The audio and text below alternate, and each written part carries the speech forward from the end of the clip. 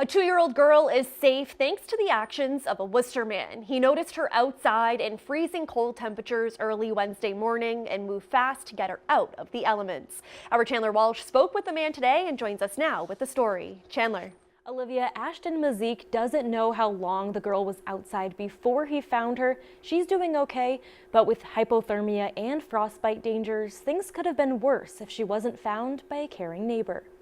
I'm just glad I was at the right place at the right time. Lyft driver Ashton Mazik was returning to his Lincoln Village apartment at 3 in the morning when he saw a 2-year-old girl alone in the cold outside his building. I just picked her up.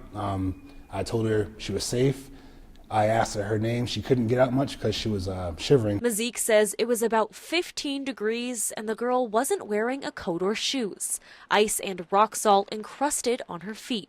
The 28-year-old brought her inside, calling his mom from upstairs to help. I ran downstairs, and by the time I got to him, he was getting on the elevator. She had been crying, but after Ashton picked her up, she stopped crying. I think she was just happy that somebody found her. Mazik also works as a behavioral therapist for children with autism. He says his experience helped him make the girl feel comfortable. He and his mom wrapped her in heated towels, rubbed her feet, and called police from inside their apartment. Even by the time the police got here, she was still shivering. Worcester police say the girl's mother was working overnight and staying with her grandmother. The 2-year-old somehow woke up and figured out how to get out of the house. If you held her feet, it felt like holding ice.